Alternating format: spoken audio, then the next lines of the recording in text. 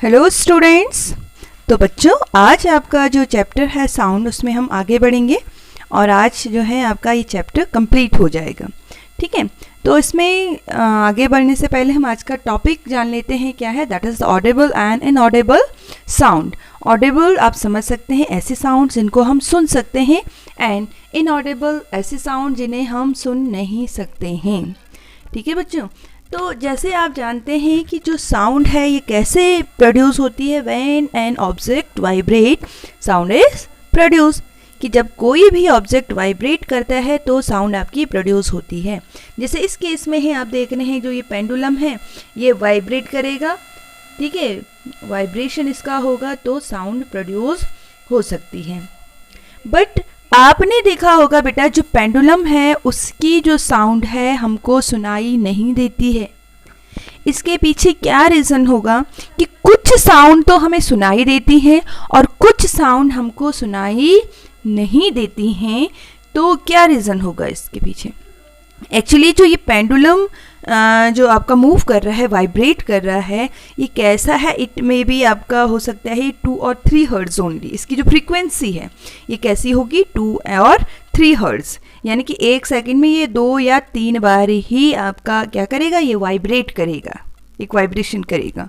ठीक है, और हमारे जो एयर हैं आप जानते हैं कि ये कितनी हर्ट्ज तक की जो साउंड है उसको सुन सकते हैं, 20 हर्ट्ज से ऊपर की। ठीक है, हमारी जो ह्यूमन बींग्स है हम लोग कितनी साउंड सुन सकते हैं बेटा? 20 हर्ट्ज टू 20,000 हर्ट्ज। जो ये 2 और 3 हर्ट्ज है इसको हम सुन नहीं सकते हैं, इसलिए पेंडुलम की जो साउंड है ये हमको सुनाई नहीं देती है। क्लियर? तो चलिए अब हम साउंड को क्लासीफाई करते हैं। देखिए, साउंड जो है इसको मेनली क्लासीफाई किया गया है 2 ग्रुप्स में।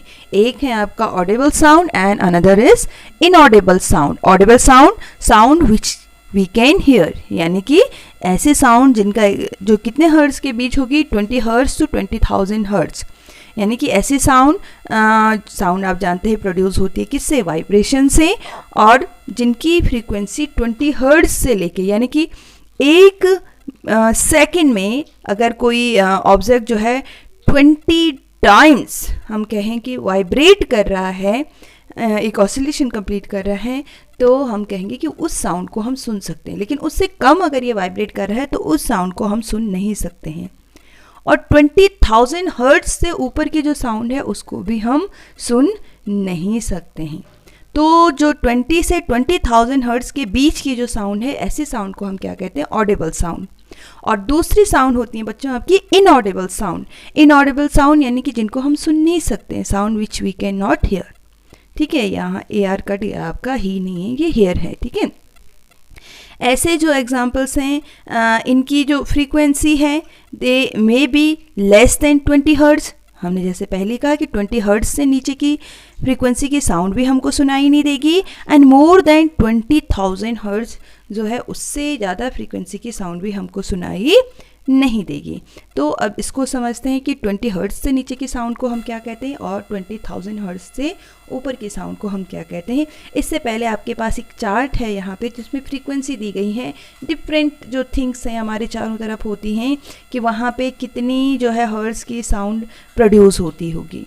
ठीक है, आपकी जो अगर आप देखें बेटा, इसमें पूरे चार्ट में सब कुछ मेंशन है कि ब्लू व्हेल जो है कितने साउंड फ्रीक्वेंसी की साउंड प्रोड्यूस करती है, एयर कंडीशनर है किस तरह की, कितने हर्ट्ज की साउंड वहाँ से प्रोड्यूस होती है, जो हमारी वॉच होती हैं, क्वार्ट्ज वॉच जो होती हैं हमारी, वहाँ से कितने आपकी फ्रीक्वेंसी की साउंड प्रोड्यूस होती हैं। ठीक है, तो इनमें जो बीच में आप देखेंगे जो आपकी 20 से 20,000 हर्ट्ज के बीच की आएंगी, तो आप उन सब को ऑब्जर्व कर सकते हैं कि हम उनको सुन सकते हैं, अदरवाइज अदर जो साउंड है उनको हम सुन नहीं सकते हैं। अब देखिए, तो जो ये इनऑडिबल साउंड्स हैं इनको क्लासीफाई किया गया है 2 ग्रुप्स में।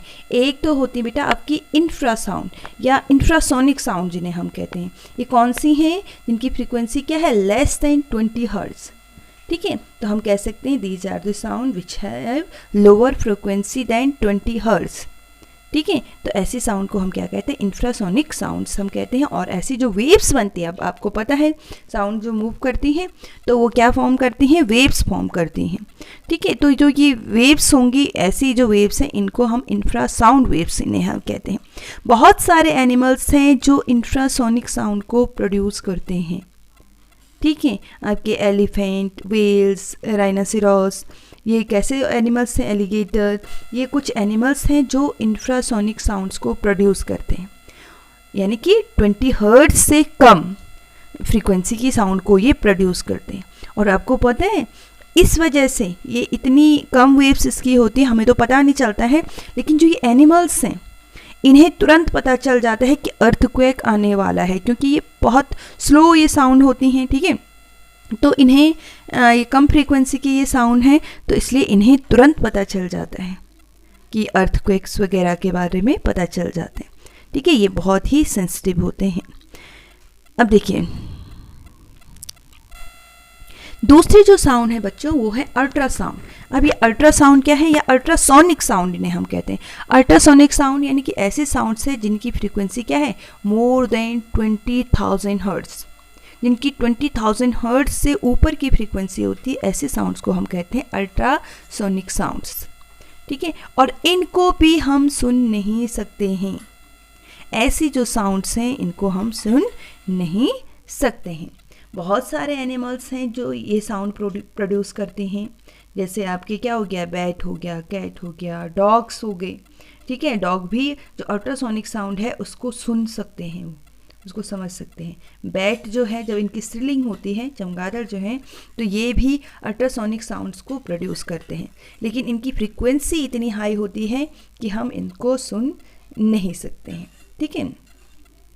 अब देखिए बेटा, इसीलिए जो आपने देखा होगा जो डॉग हैं, जो क्राइम ब्रांच में जो पुलिस होती है ना, वो डॉग वगैरह को यूज़ करती है किसी इन्वेस्टिगेशन को करने के लिए। क्यों? क्योंकि ये जो डॉग्स होते हैं ये क्या करते हैं, अल्ट्रासोनिक साउंड को पहचान लेते हैं, समझ सकते हैं। और इसीलिए क्राइम ब्रांच की जो पुलिस है उनके पास क्या होती है, स्पेशल विसल भी होती है, हाई फ्रीक्वेंसी विसल जिसे हम कहते हैं, जिसे हम सुन नहीं सकते हैं। जब वो उसको क्या करेंगे, उसको विसल करेंगे या साउंड प्रोड्यूस करेंगे, तो वहाँ से अल्ट्रासोनिक साउंड्स प्रोड्यूस होंगे जिनको हम नहीं सुन सकते। बट उनके जो डॉग होंगे वो उनकी कमांड को समझ सकते हैं, क्योंकि वहाँ से अल्ट्रासोनिक साउंड प्रोड्यूस होती है और वो उसको डिटेक्ट कर सकते हैं। इसीलिए आर्मी में, पुलिस में क्या रखे जाते हैं, आपके डॉग रखे जाते हैं, ठीक है। अब देखिए ये जो अल्ट्रासोनिक साउंड्स हैं हमारी लाइफ में इनकी बहुत यूज़फुलनेस है, हमारे लिए बहुत यूज़फुल है, स्पेशली अगर हम मेडिकल फील्ड में कहें। ये जो अल्ट्रासोनिक साउंड है, आप लोगों ने सुना होगा बेटा, अल्ट्रासाउंड सुना होगा वर्ड, सब ने सुना होगा, लेकिन ये नहीं पता कि अल्ट्रासाउंड में होता क्या है। एक्चुअली अल्ट्रासाउंड में आपकी अल्ट्रासोनिक जो रेज होती हैं वो यूज़ होती है। किस चीज़ के लिए यूज़ होती है, टू डायग्नोस करने के लिए, डायग्नोस इंटरनल जो हमारे ऑर्गन्स हैं उनको डायग्नोस करने के लिए, ठीक है। तो हम कह सकते हैं इनको कैसे यूज़ किया जाता है, ultrasound is use as a diagnostic tool in medical science, ठीक है, to investigate the inside of the human body, कि हमारे ह्यूमन बॉडी के अंदर क्या हो रहा है। मेनली आपने सुना होगा जो प्रेग्नेंट लेडी है उनका जो फीटस है, यानी कि जो अनबॉर्न बेबी है उनकी बॉडी में डेवलपिंग जो बेबी है उसको हम फीटस कहते हैं, डेवलपिंग बेबी को।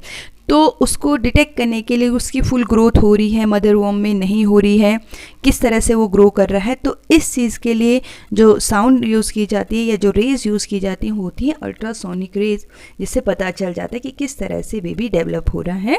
और ऐसे जो वर्ड है, नॉर्मल वर्ड, उसमें हम कहते हैं कि ये अल्ट्रासाउंड हो रहा है, ठीक है। इसके अलावा इसको मस्कुलर पेन में भी यूज़ किया जाता है, अल्ट्रासोनिक जो रेज हैं आर्थराइटिस के पेन में यूज़ किया जाता है, ठीक है। और कार्डियोलॉजी में इसका यूज़ है, यूरोलॉजी में इसको यूज़ किया जाता है। अगर क्या हो गया, एबनॉर्मल लम्प्स हैं ब्रेस्ट में, ओवरीज में, ठीक है, प्रोस्टेट ग्लैंड में, ठीक है, अर्ली स्टेज, ये एक अर्ली स्टेज होती है कैंसर की, अगर इस तरह के लम्प्स बन जाते हैं तो उसको डायग्नोस करने के लिए भी क्या यूज़ किए जाते हैं, आपके अल्ट्रासोनिक रेज यूज़ की जाती हैं, ठीक है। बैक्टीरिया को किल करने के लिए यूज़ किया जाता है, it is use as an antibiotic, इसको हम यूज़ करते हैं क्योंकि बैक्टीरिया वगैरह को किल करने के लिए। वेल्डिंग के वर्क में इसको यूज़ किया जाता है, ज्वेलरी को क्लीन करने के लिए, सर्जिकल जो इंस्ट्रूमेंट हैं उनको क्लीन करने के लिए इसको यूज़ किया जाता है। और बहुत सारे एनिमल्स इंक्लूडिंग जो बैट है आपका, हमने कहा वो इसकी हेल्प से उड़ता भी है। किसी ऑब्जेक्ट को दूर से ही आपने देखा होगा, जो बैट्स हैं आपके चमगादड़ हैं रात में उड़ते हैं वो, क्यों? क्योंकि उनकी जो अल्ट्रासोनिक जो साउंड्स होती हैं, अल्ट्रासोनिक जो रेज होती हैं सॉरी, उसकी हेल्प से वो डिटेक्ट कर लेते हैं कि ऑब्जेक्ट उनसे कितनी दूर है, ठीक है, और वो अंधेरे में भी आसानी से उड़ सकते हैं। तो ये क्या है, हमारे लिए कुछ यूज़फुलनेस है किसकी, अल्ट्रासोनिक साउंड्स की। अब देखिए बेटा, जो ये साउंड है इनकी वेव्स कैसे बनती हैं। अगर हम इंफ्रासाउंड कहें, जिनकी जो फ्रीक्वेंसी है ये 20 हर्ट्ज से नीचे हैं। अगर हम कहें ऑडिबल साउंड, जो आपकी 20 हर्ट्ज से 20,000 हर्ट्ज की है, और अल्ट्रासाउंड जो 20,000 हर्ट्ज से हैं, तो आप देखेंगे अपनी स्क्रीन पे देख सकते हैं ये डिफरेंट टाइप्स की वेव्स बनती हैं। तो ये इस तरह से इनकी साउंड वेव्स फॉर्म होती हैं। अब देखिए बेटा, अगला जो है आपका जो साउंड जो फॉर्म होती है, तो यहाँ से दो चीज़ें ज़रूर हैं, एक तो नॉइस भी फॉर्म हो सकती है और दूसरा म्यूज़िक भी बन सकते हैं, ठीक है। तो किस तरह से नॉइस बनता है, किस तरह से म्यूज़िक बनता है, इसको समझते हैं। तो सबसे पहले जान लेते हैं कि नॉइस क्या है। It is the unpleasant sound, ठीक है, जो ऐसी साउंड जो हमें अच्छी नहीं लगती हैं, उन्हें हम क्या कहते हैं, उसको हम नॉइस कहते हैं। और आपको पता है जब साउंड फॉर्म होती है तो उसमें क्या बनती हैं बच्चों, वेव्स बनती हैं। तो जो आपकी नॉइस में क्या बनेगा, अगर हम नॉइस की वेव्स को देखें, ये वाई एक्सिस है, मान लीजिए एक्स एक्सिस है, जिसको हम क्या कहते हैं, सेंटर पॉइंट्स भी जो है आपका। तो नॉइस की जो वेव्स होती हैं ना, irregular and spiky sound waves बनाते हैं, इस तरह से इरेगुलर होंगी और कोई पैटर्न नहीं बनेगा कहीं पे, आपकी इस तरह से बन जाएंगी ये स्पाइकी साउंड वेव्स, इस तरह से ये साउंड वेव्स इसकी बनती हैं। लेकिन अगर आप लोग देखें कि म्यूज़िक की जो साउंड वेव्स हैं ये एक प्रॉपर पैटर्न में बनती हैं, ठीक है। आप देख सकते हैं अपने इसमें जो आपके इसमें जो स्क्रीन पे बनाई गई है, ये क्या है, आपकी म्यूज़िक की साउंड वेव है, और ये क्या बनती है, एक प्रॉपर पैटर्न में फॉर्म होती हैं, एक प्रॉपर रिदम में ये बजती हैं, ठीक है। तो इसीलिए ऐसे जो साउंड हैं हम इन्हें, ये कैसी लगती हैं, हम दे आर प्लेजेंट, ठीक है, और इन्हें हम क्या कहते हैं, म्यूज़िकल साउंड और म्यूज़िक कहते हैं, क्योंकि ये जो म्यूज़िक साउंड होती हैं कैसी हैं, प्लेजेंट हैं, and consist of regular gently curving sound waves ये बना रही हैं। आप अपनी स्क्रीन पे देख सकते हैं कि किस तरह से प्रॉपर पैटर्न बना रही हैं, और आपका क्या है, एक अच्छी सी प्लेजेंट जो म्यूज़िक है या प्लेजेंट जो साउंड है वो फॉर्म होती है। क्लियर। अब देखिए बेटा, जो ये हम नॉइस की बात कर रहे हैं, ये क्या फॉर्म करता है, अगर बहुत ज़्यादा होने लगे तो नॉइस पॉल्यूशन हो जाता है। क्या रीज़न है नॉइस पॉल्यूशन के, कौन कौन से रीज़न हैं, बहुत सारे कारण हैं। स्ट्रीट ट्रैफिक है, आपको पता होगा गलियों में चलने वाली जो गाड़ियां हैं या अदर भी जो ट्रैफिक है उसकी वजह से हो जाता है, जैसे motor vehicles, car, buses, trucks, ठीक है, running on the road produces noise pollution by blowing their horns and sounds of their engines, वहाँ से प्रोड्यूस करते हैं। रेल रोड्स हैं, ठीक है, ट्रेन्स वगैरह जो हैं हमारी, वहाँ से बहुत ज़्यादा क्या है साउंड प्रोड्यूस होती है। आपके क्या है, बहुत सारे एयरप्लेन्स हैं, आपको पता है जेट एयरवेज वगैरह, कितना ज़्यादा वहाँ से नॉइस पॉल्यूशन हो रहा है। कंस्ट्रक्शन साइट हैं जहाँ पे आपकी बिल्डिंग्स बन रही हैं, ठीक है, the construction of buildings produces a lot of noise pollution in the surrounding.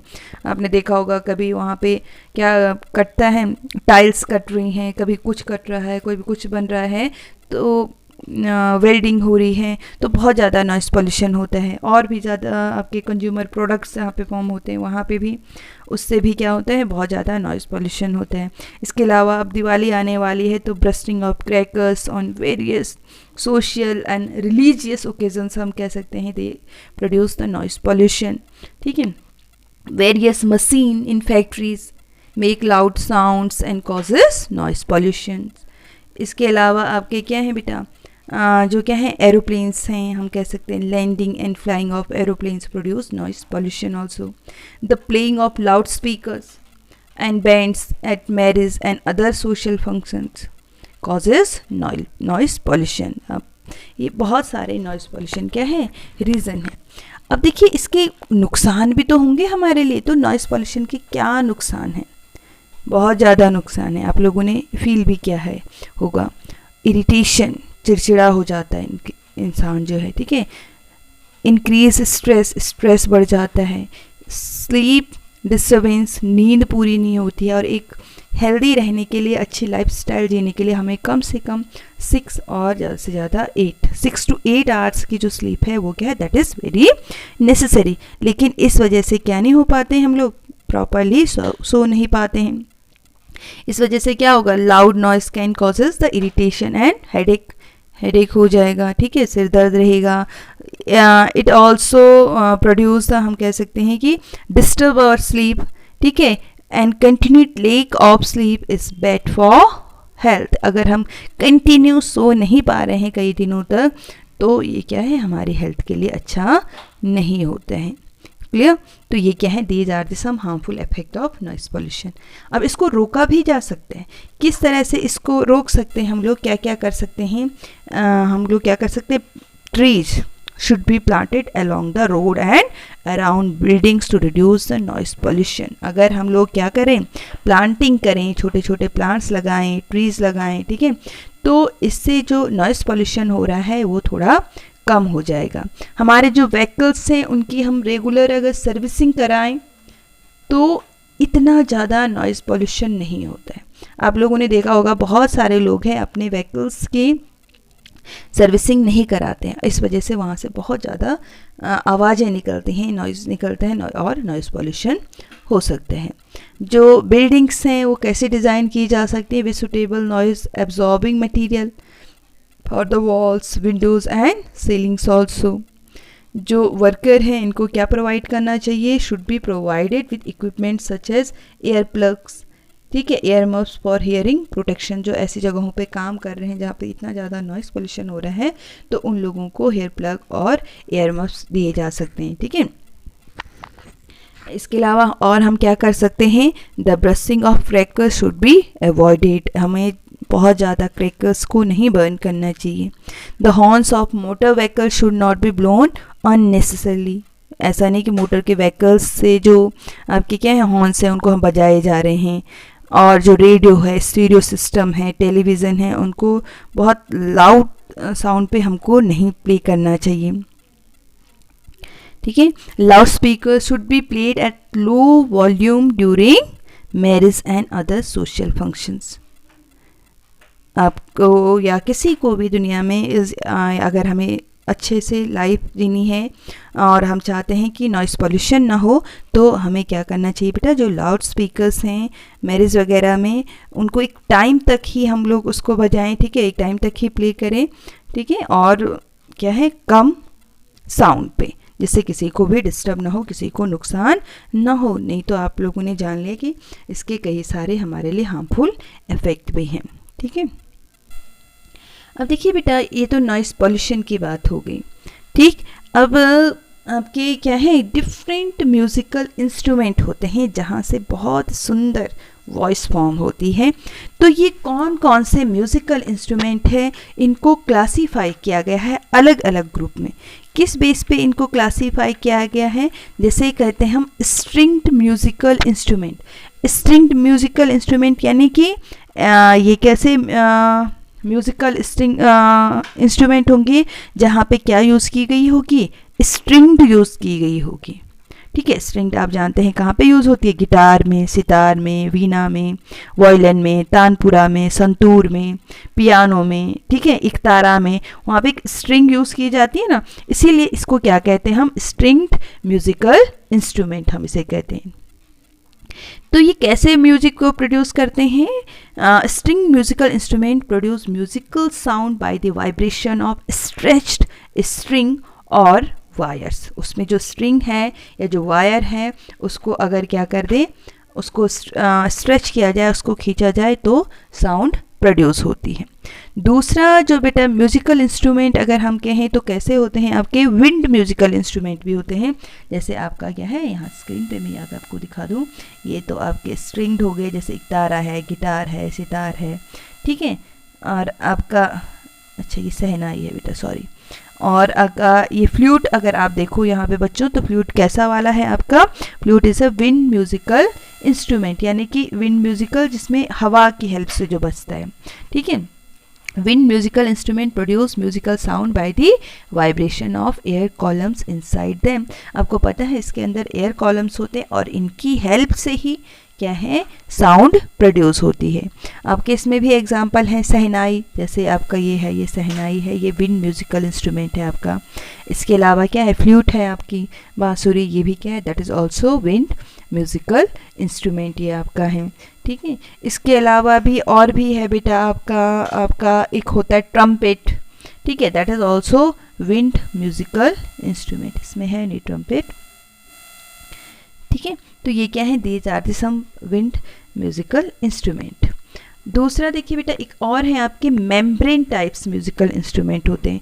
तो मेम्ब्रेन म्यूजिकल इंस्ट्रूमेंट में आपका क्या आ गया, आपको पता है, मृदंग हो गए, जैसे आपके क्या हो गए, ये तबला आपका हो गया, ठीक है, ढोल आपके हो गए, ठीक है। तो आपका हम कह सकते हैं मृदंगम, तबला, ढोलक, ड्रम, ढपली, ये आपको पता है इनके बाहर से सब पे क्या लगाई जाती है, एक मेम्ब्रेन यूज़ की जाती है। जैसे यहाँ पे तबला में है आपके, ये बाहर से क्या लगाई गई है, इसमें एक मेम्ब्रेन, और उसको हम बजाते हैं, फिर वहाँ से वाइब्रेशन पैदा होती है और आपकी साउंड प्रोड्यूस होती है। तो हम कह सकते हैं membrane type musical instrument produce sound by the vibration of thin stretched membrane और स्ट्रेच स्किन। इस पे जो स्ट्रेच स्किन होती है, स्ट्रेच मेम्ब्रेन होती है, इसकी हेल्प से ये साउंड को प्रोड्यूस करते हैं।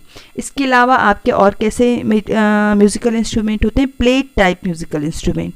प्लेट टाइप म्यूज़िकल इंस्ट्रूमेंट यानी कि जैसे आपके एग्जाम्पल हैं इसमें मंजीरा, देखा भी होगा आप लोगों ने, मंजीरा ये आपके कीर्तन वगैरह में आपने ये सिंबल्स जिसे हम कहते हैं उसको बजाया जाता है। तो ये किस तरह का म्यूज़िकल इंस्ट्रूमेंट है बेटा, आपका प्लेट टाइप म्यूज़िकल इंस्ट्रूमेंट है। तो ये कैसे साउंड प्रोड्यूस करता है, by the vibration of thick plates और ऑब्जेक्ट्स मेड ऑफ प्लेट। ऐसे ऑब्जेक्ट जो प्लेट से बनाए जाते हैं उससे ये साउंड प्रोड्यूस करता है। इसके अलावा क्या है बेटा, आपका जल तरंग, एक और कैसे साउंड प्रोड्यूस होती है, अगर किसी कप में क्या कर दें हम, थोड़ा थोड़ा पानी भर दें एक प्रॉपर शेप में, तो उनको उनसे भी क्या प्रोड्यूस की जा सकती है, म्यूज़िक को प्रोड्यूस किया जा सकता है if we fill different amounts of water, ठीक है। तो अगर हम इसको स्ट्रक करेंगे इन कप्स को, जिनमें वाटर कंटेनिंग कप्स को, तो वहाँ से भी क्या प्रोड्यूस होगी बेटा, म्यूज़िकल साउंड प्रोड्यूस हो सकती है। अब देखिए बेटा, ये तो हो गया आपके डिफरेंट म्यूज़िकल इंस्ट्रूमेंट के बारे में, और अभी तक हमने जान लिया साउंड के बारे में कि कितने कैसे प्रोड्यूस होती है, कितने टाइप्स की साउंड्स हैं। अब इसमें लास्ट टॉपिक है आपका डीफनेस एंड हियरिंग इम्पेयरमेंट। ये डीफनेस क्या है, ठीक है, या हियरिंग इम्पेयरमेंट क्या है, इसको हम डैमेज हियरिंग भी कह सकते हैं। एक्चुअली हियरिंग इम्पेयरमेंट मीन्स होता है that a person has damage hearing ability and can not here properly. ऐसा इंसान जो प्रॉपरली सुन नहीं सकता है उसको हम क्या कहेंगे, डीफ उसे हम कहेंगे, उसको सुनाई नहीं देता है। अब बहुत सारे रीज़न हो सकते हैं डीफनेस के, हो सकता है कि ये हेरिडिटी में हो, ठीक है, फैमिली हिस्ट्री हो किसी की कि इस तरह से डीफनेस चल रही है तो वो आगे भी कैरी हो सकती है। इसके अलावा भी बहुत सारे कॉजेज़ हैं, उनको देखते हैं क्या कॉजेज़ हो सकते हैं बेटा। एक्सपोजर टू लाउड नॉइस, अगर कोई इंसान बहुत लाउड नॉइस में रहता है तो उसके कान खराब हो सकते हैं, इसीलिए कहा जाता है कि जहाँ पे नॉइस पॉल्यूशन है वहाँ से हमें दूर रहना चाहिए, ठीक है। नेचुरल एजिंग, एक उम्र के बाद हो जाता है कि एक एज आने के बाद कुछ लोग डीफ हो जाते हैं, पार्शियल हियरिंग लॉस उनका हो जाता है। हेरिडिटी हो सकता है, यानी कि पेरेंट्स को है और फिर उनके बच्चों को फिर आगे जा सकता है, जीन में भी हो सकता है। कभी कभी सिर में चोट लगने की वजह से हेड इंजरी से हो जाता है, ठीक है। कभी एयर इन्फेक्शन की वजह से हो जाता है कि मान लीजिए कि कुछ पानी कान के अंदर चली गया या कुछ और कान में घुस गया तो और वहाँ बैक्टीरिया पैदा हो गए तो भी क्या हो सकता है, डीफनेस हो सकती है। मेडिसिन्स की वजह से होता है कि ऑटोटॉक्सिक अगर मेडिसिन्स है उनको ले रहे हैं तो डीफनेस हो सकती है। एंड इलनेस की वजह से, लंबे टाइम तक बीमार रहने से, मेडिसिन्स लेने की वजह से भी इंसान डीफ हो सकता है, ठीक है बच्चों। और hearing impairment at a mid life, अगर मिड लाइफ में हियरिंग इम्पेयरमेंट हो जाता है, it's associated with a 50% higher risk to developing dementia. अगर इस तरह से हो जाता है तो डिमेंशिया यानी कि इंसान की यादाश्त जा सकती है, वो भूलने लगता है। जैसे कि आपने देखा होगा एक एज आने के बाद लोग चीज़ों को भूलने लगते हैं कि कहाँ क्या रखा था, क्या हो गया, क्या बोला था, बहुत सारी चीज़ें जिसे हम भूल जाते हैं, इसे हम डिमेंशिया कहते हैं। और इसके पीछे क्या हो सकता है, हियरिंग इम्पेयरमेंट हो सकता है, यानी कि प्रॉपरली सुनाई नहीं देना। और दूसरा, जजमेंट लेने में भी प्रॉब्लम होती है, ठीक है। तो आपको पता है कि हमारे जो कान हैं कितना नायाब गिफ्ट है नेचर का, इनका हमें क्या रखना चाहिए, ध्यान रखना चाहिए, नॉइज़ पॉल्यूशन से दूर रहना चाहिए और बैक्टीरियल इन्फेक्शन वगैरह से भी इसको प्रोटेक्ट करना चाहिए। तो आज आपका ये चैप्टर कंप्लीट हो गया है। आई होप आप लोगों को पसंद आया होगा। वीडियो को लाइक सब्सक्राइब ज़रूर करिए चैनल को। ओके, थैंक यू बच्चों, थैंक्स फॉर वॉचिंग।